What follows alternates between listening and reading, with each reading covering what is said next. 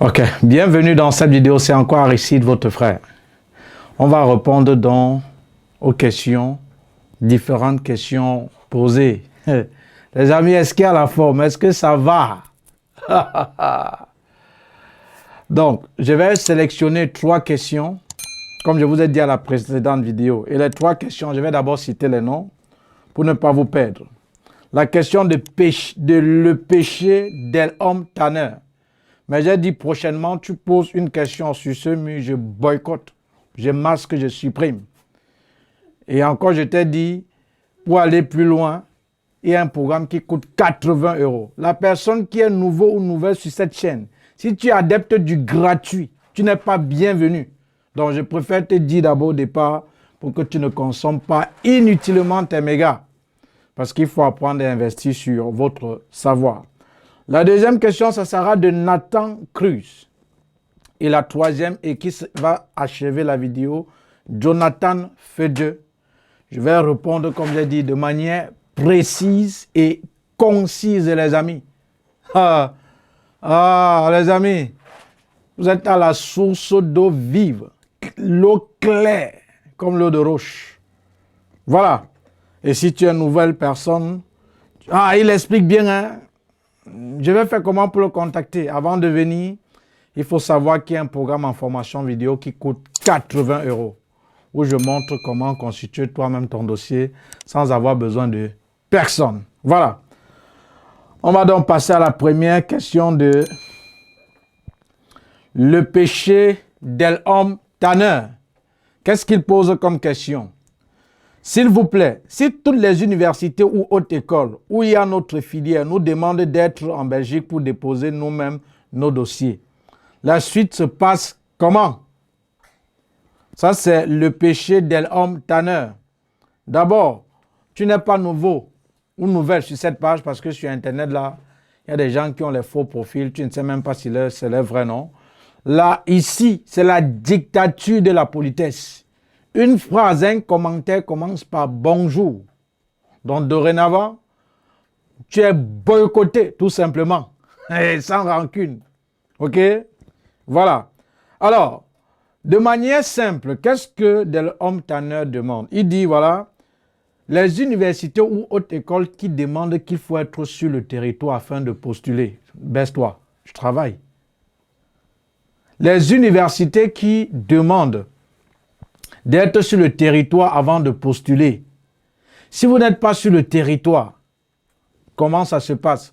Cher ami, si tu veux faire une demande d'admission et que cette école exige que vous soyez sur le territoire pour déposer vos dossiers, ça ne te concerne pas. Pourquoi?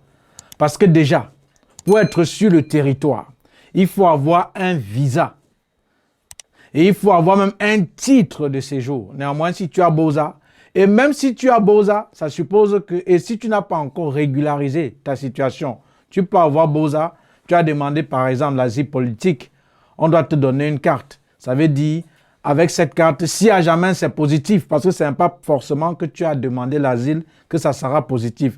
Si c'est positif, avec ta carte de séjour, comme tu es sur le territoire et cette école demande qu'il faut être présent, tu peux déposer ta demande d'admission ou tu peux faire la demande d'inscription.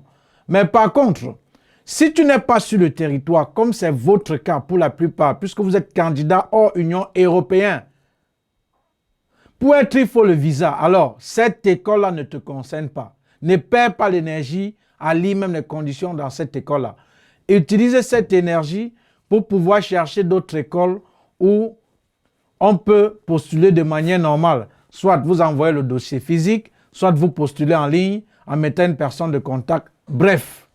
Donc, toutefois, de manière simple, qu'une école dit qu'il faut être sur le territoire afin de déposer la demande, ça ne vous concerne pas. Parce qu'on ne peut pas te donner le visa sans avoir fait la procédure normale et pour que tu dises que tu déposes et tu attends.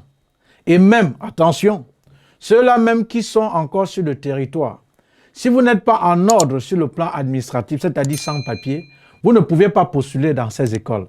Maintenant, supposons même encore, je vais encore aller plus loin. Si tu as ce qu'on appelle le visa touristique ou un autre visa peut-être que tu as 10 ou 15 jours, tu peux profiter. Parce que là, tu as un visa valable. Tu peux profiter de ce temps-là, faire la demande d'admission.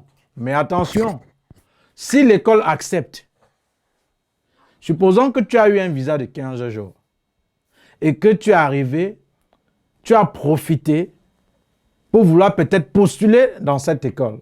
Tu as peut-être un visa pour assister à une conférence, à un travail, je ne sais pas, mais qui est valable. Et que tu as profité pour postuler à cette école. Supposons que cette école t'accepte et que tu n'avais que 15 jours. L'école t'a accepté, c'est une bonne chose. Maintenant, il va falloir maintenant que tu fasses des démarches. Tu vas payer l'admission, l'inscription dans cette école. C'est vrai, oui. Mais maintenant, il va maintenant falloir que tu fasses des démarches à la commune pour qu'on te donne ta carte de séjour. Mais maintenant, ils vont te conditionner. Comme tu as eu cette admission, on va te demander de rentrer d'abord dans le pays dans lequel tu étais avant de faire ta demande de visa normalement. Tu vois, même si tu prends un avocat, ne prends pas. Bon, ici, là, ce que je te dis, si tu veux dire que, parce qu'il y a des tarots, des ting-ting, que quand tu dis quelque chose, il prend le cas de quelqu'un, il ne vous explique pas très bien. Il commence à dire non, je connais quelqu'un. Cher ami, qu'on vous dise parfois la vérité.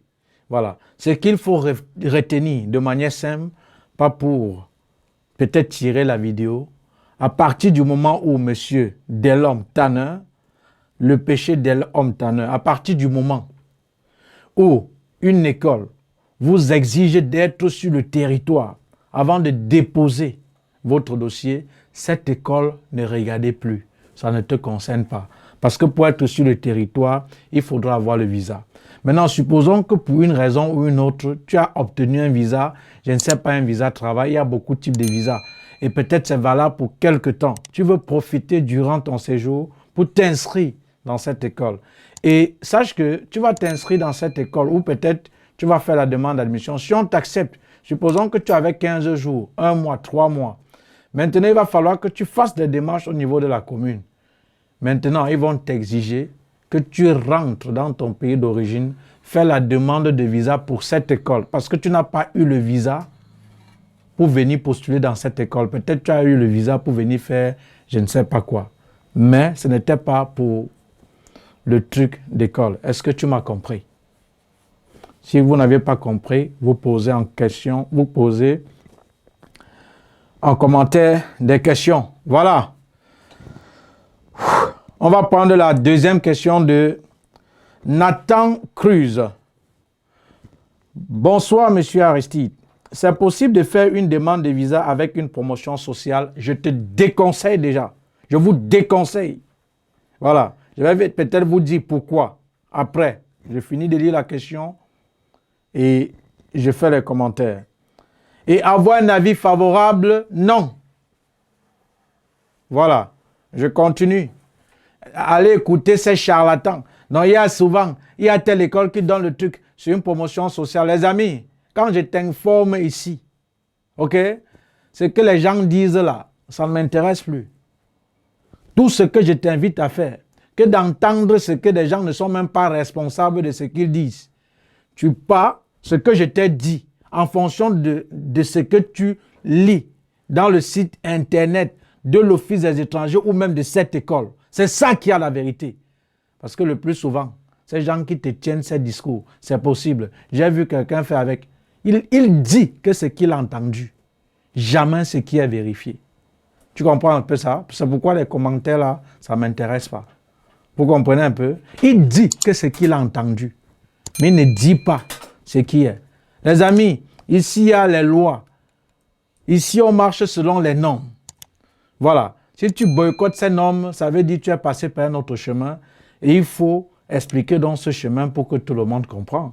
On vous a dit qu'ici c'est l'Afrique, ici c'est l'Europe. Voilà. Maintenant, car les cours se donnent uniquement en soirée et on dit que ce ne sont pas des études à temps plein.